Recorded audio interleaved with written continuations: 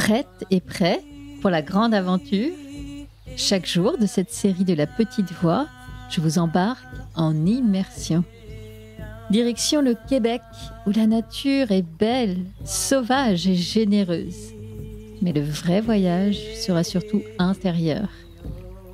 Glissez-vous avec moi sous le tipi, au cœur d'un cercle de femmes. Tellement fortes et fragiles, tellement belles et émouvantes. Tellement femmes, quoi.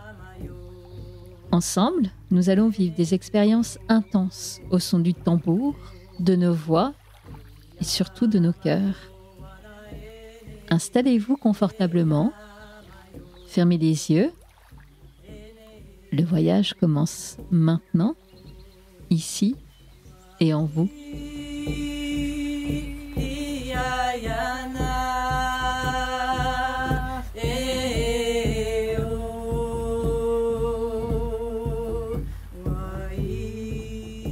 Bon matin. Alors pourquoi je parle comme ça? Je vous parle comme ça parce que, à l'heure où j'enregistre, nous sommes le lundi 5 août. Il est 3h33 de l'après-midi. Je ne l'ai pas fait exprès. Et je suis dans mon Airbnb à Montréal, au Canada. J'ai la chance vraiment immense d'être au Canada et plus particulièrement au Québec depuis quelques semaines déjà.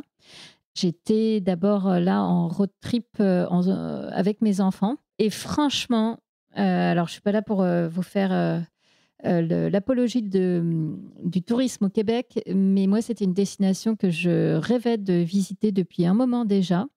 J'adore les grands espaces. J'ai eu la chance de voyager dans des pays comme l'Islande, la Nouvelle-Zélande, qui sont des pays comme ça de grands espaces, mais vraiment, j'ai pas été déçue. C'est plus qu'à la hauteur de ce que j'imaginais. Et je me suis déjà beaucoup ressourcée en famille. Et puis là, je passe dans une deuxième étape de ce voyage, puisque je suis désormais solo et les enfants sont en France.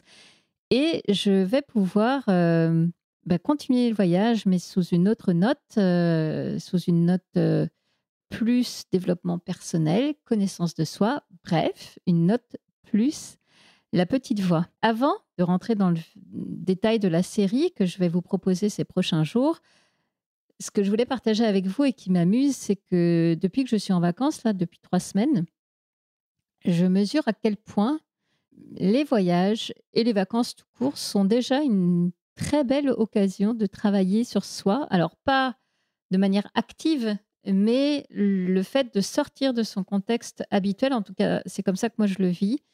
Je vois à quel point ça me fait prendre du recul, peut-être réfléchir autrement, envisager certaines choses autrement.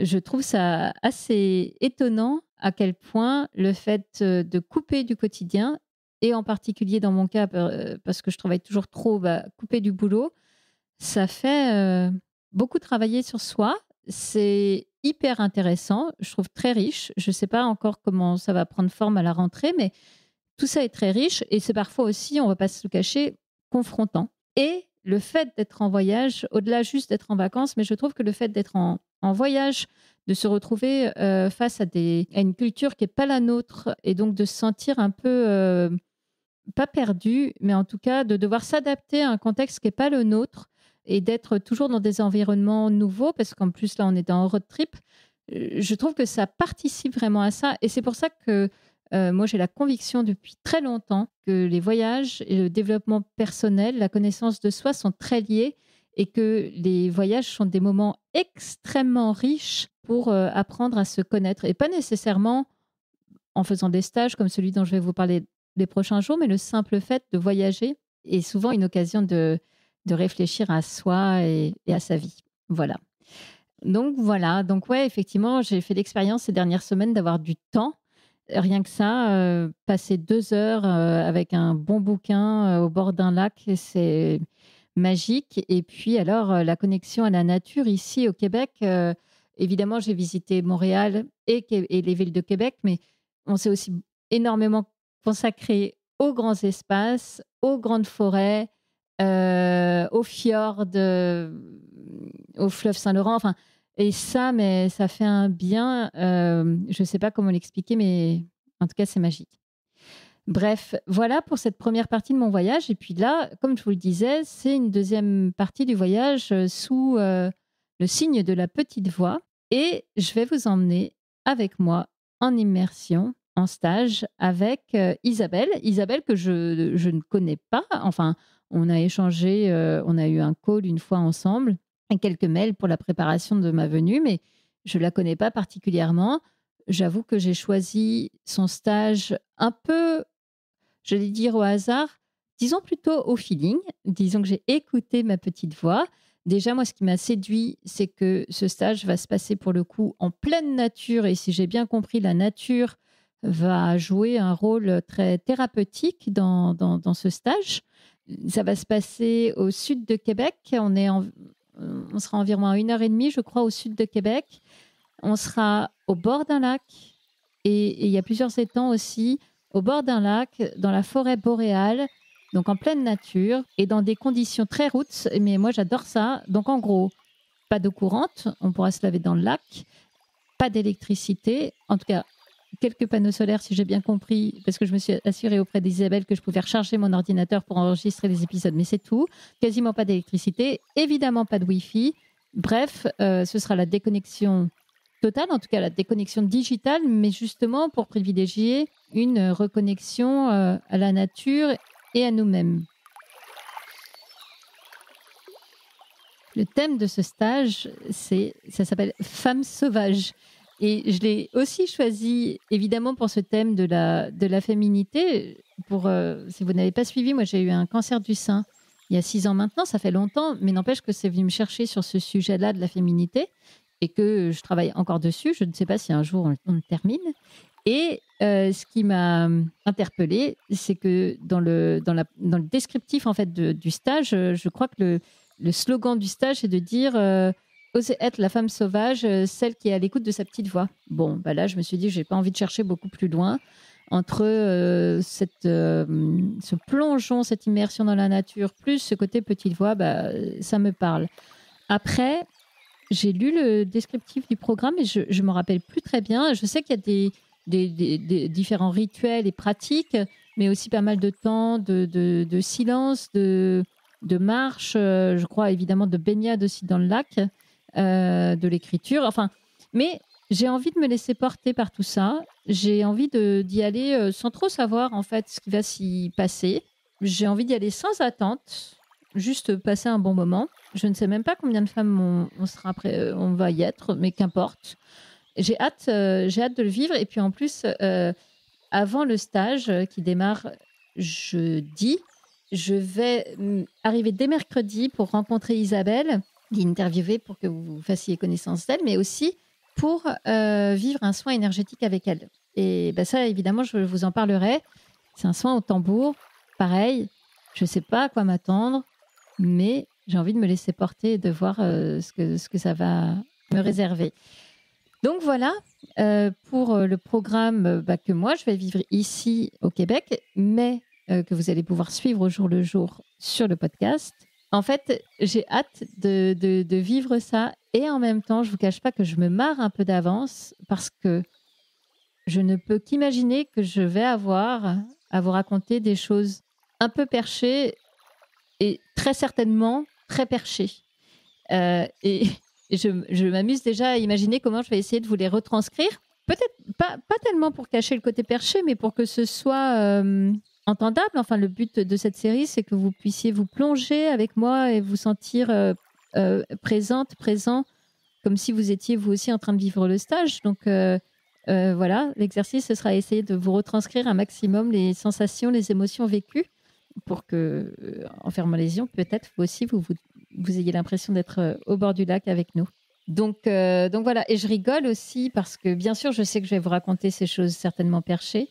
Et je n'oublie pas pour autant qu'il y a quelques semaines, à l'occasion du bilan que j'ai fait de la saison 6 de La Petite Voix, je vous expliquais les questions que je me posais sur le monde du développement personnel, que parfois, ça faisait un peu... Je ressentais une forme de trop-plein de cucucherie, si vous voyez ce que je veux dire. Mais je vous le dis déjà, je pense que je vais être dans la cucucherie à fond pendant ce stage.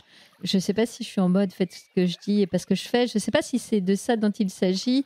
ou du fait que quand on est plongé dans un stage, on vit les choses à fond. Moi, j'ai pas envie d'être dans la retenue. Au contraire, j'ai envie de le vivre pleinement. Et donc, certainement, dans une forme de cuquicherie. Mais effectivement, quand je scrolle sur mon Instagram et que je suis pas dans ce mode-là, ça me parle moins. Mais voilà, peut-être que vous rirez et certainement que moi aussi.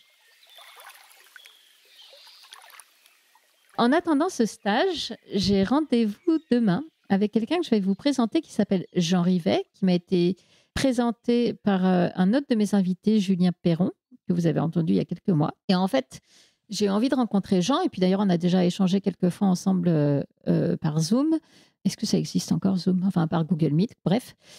En fait, Jean, il est vraiment un fin observateur et depuis de nombreuses années du monde du développement personnel et des thérapies alternatives ou pas au Canada et puis plus particulièrement au Québec. Et c'est pour ça que j'ai eu envie d'échanger avec lui et puis de le rencontrer pour une interview parce que avant qu'on se plonge ensemble dans le stage, j'ai envie de faire un peu le point, de mieux comprendre qu'est-ce qui différencie peut-être l'approche du développement personnel au Québec par rapport à ce que nous, on vit en France. D'ailleurs, est-ce qu'il y a des différences? Si oui, lesquelles? Est-ce que les sujets de santé mentale sont OK ou est-ce que c'est un peu tabou comme ça peut l'être parfois encore en France? Comment c'est de consulter? Est-ce que c'est bien vu, mal vu? Tout ça. Quelles sont les spécificités propres au développement personnel au Québec? Bref, j'ai rendez-vous avec lui demain, ici à Montréal, pour évoquer toutes ces questions-là et j'ai hâte de l'entendre. Donc, voilà, je crois vous avoir dit l'essentiel pour le moment. Et en tout cas, moi, j'ai hâte de vivre tout ça et puis de le partager au jour le jour avec vous, avec ou sans cucucherie. Ça viendra comme ce sera. Voilà, je vous embrasse et je vous dis à demain. Bye.